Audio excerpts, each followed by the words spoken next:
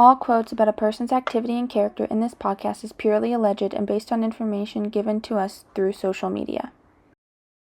Her parents made it clear to her at a young age, like, you can quit at any time. Do you think that that was impactful for her mental health?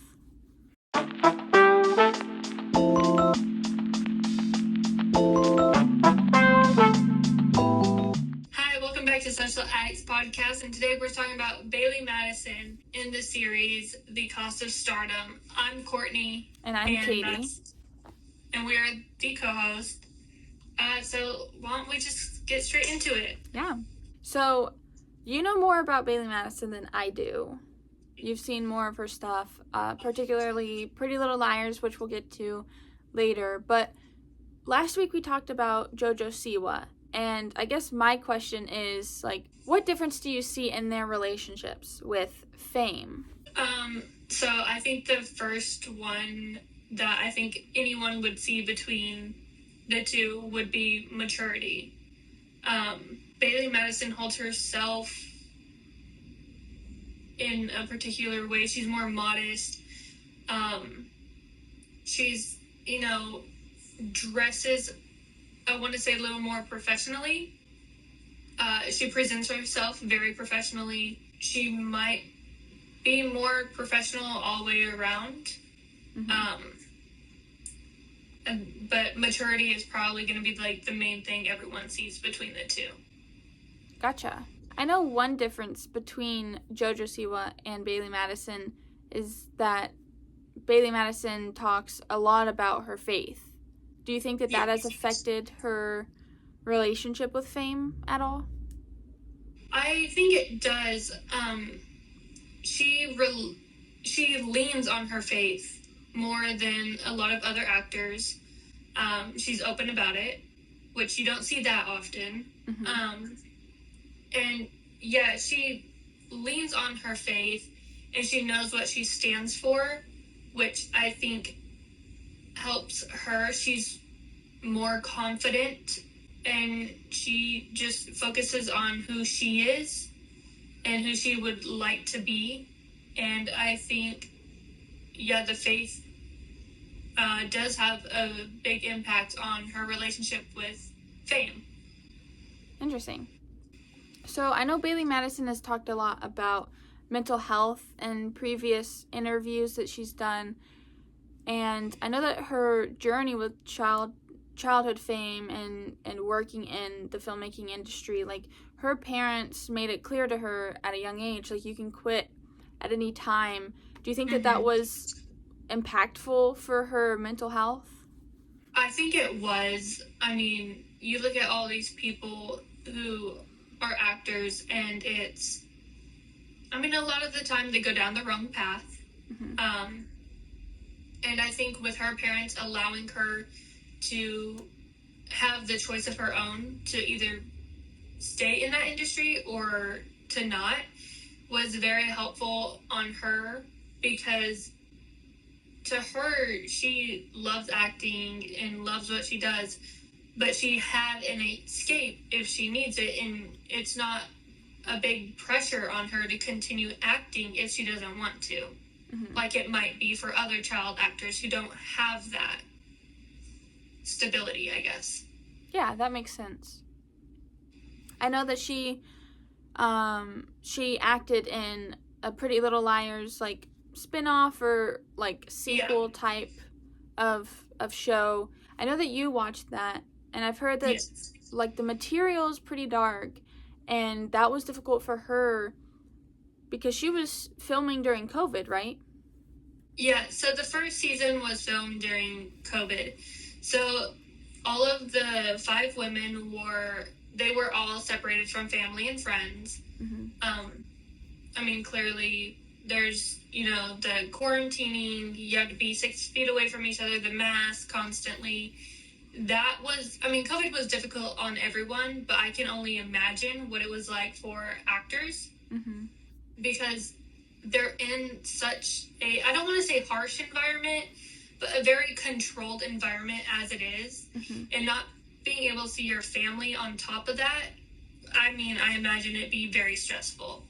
I wonder how that experience and being, like, fully enveloped in this TV show during COVID when you were, like, people were so separated. I wonder how that relates to, like, method acting, because I know method acting, like, people, I mean, dive into these characters, and often it messes people up, you know, like, Heath Ledger faced problems after his role with the Joker, and I know Austin Butler did a lot of method acting with Elvis, and people say his voice changed. Like, that change, like, method acting really affects actors and actresses, and I wonder how similar the process was between Bailee Madison's experience during COVID and method acting with other actors. Yeah, I mean, she does talk a lot about how filming Pretty Little Liars, she had blonde hair, she was in a fake pregnancy belly for the most, all of season 1. And so she talks about how that took a toll on her mental health, because she would go home looking like her character and not like herself, and for anyone that can be very hard. But for someone who has to, work 12 to 16 hour days, go home, sleep for maybe 5 hours, and then get up the next day, she can't see family or friends, she's stuck in the same room essentially. I imagine that being really not fun for anyone to do, and she had a hard time, like, knowing her true self from her character for a while because of all of that combined.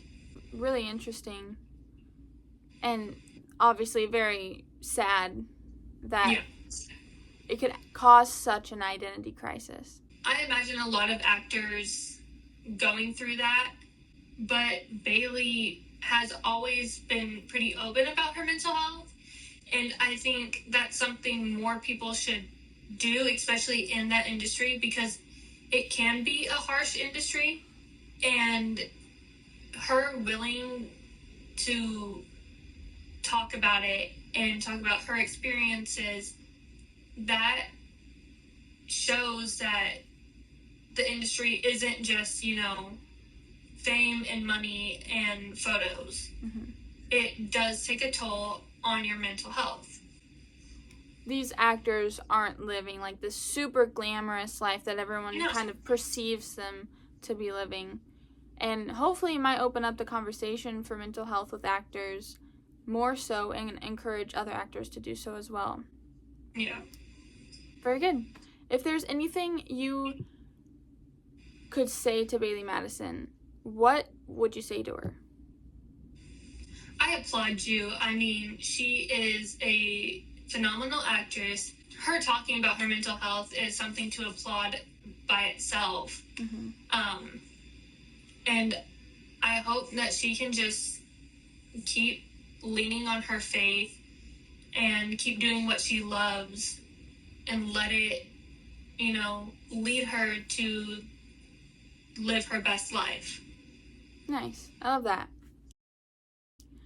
Alrighty, well, we are going to move into a section called Favorites, and this is basically where we just ask each other questions, and I would say, like, our top 3 favorite things we just list off of whatever category. So the first one I wanted to ask you, since we've been on the topic recently, is what are your favorite actors or actresses? Oh, right. I'm going to have to go number 1, Ella Purnell. I mean, her acting is just incredible, and her voice acting is even more impressive than that. Maybe number 2, we go in with Ariana Greenblatt. She is a younger actress, very talented as well. And because I love her in Sisterhood of the Traveling Pants and the monologue from Barbie, I have to say number 3 is America Ferrera. Nice. I mean, just gonna put it out there. What are yours? I think mine would probably include Ella Purnell because I loved her in Arcane, and the Fallout show was really good too. Yes. I think Florence Pugh is on that list because Thunderbolts was just like Phenomenal. It was And really then- good, yes. I think Emma Myers in A Good Girl's Guide to Murder was like, that was an amazing show. Yeah, so it really was. Waiting for season 2. Yeah. Alrighty. Favorite foods? Yeah, okay. I'm gonna have to go spaghetti. Probably has been one of my favorite foods for quite some time now. Hate to kind of be that person, but Chick-fil-A. I mean, the sandwich from Chick-fil-A is pretty good. And third, does it count if it's a dessert? Because ice cream is definitely up there. Sure, we'll allow it. What are yours? I think mine would probably be my dad's brown sugar ribs. Those are really good. He also makes a good picanha. That's one of my favorites. Yes, he does. Yeah, that's good. And my mom's either deviled eggs or green bean casserole. Those are both really good. Yeah. Okay, how about the top 3 favorite TV shows? TV shows? Shows. I would Series. say Arcane, 100%. Okay. And then Avatar: The Last Airbender for sure. And then The Office, because The Office is like my comfort show. So, Yeah. what about you? So Arcane, can't go wrong with the good Ella Purnell and Haley Steinfeld. I'd say my comfort show right now is probably Grey's Anatomy. So get that one up in there. Yeah. And then a good long series on Netflix would be The 100. Ooh, yeah. That's definitely one. I started The 100 and I haven't finished it yet. And I really love Bellamy. And I have already gotten spoilers for his character, so whatever, it's fine. It's okay. Totally fine. Alrighty, I think that's going to be it for our episode today. We both really hope that you enjoyed this conversation, and let us know if you want us to talk about anybody specific. Or if there's like a different series y'all'd like us to start. Yeah. I hope you all enjoyed. This has been Katie Wilson And Courtny Wilson. at the Social Addicts Podcast. Please join us next Friday for another episode, or you can catch us on Instagram, TikTok, or YouTube Shorts for short form content. See y'all later. Bye.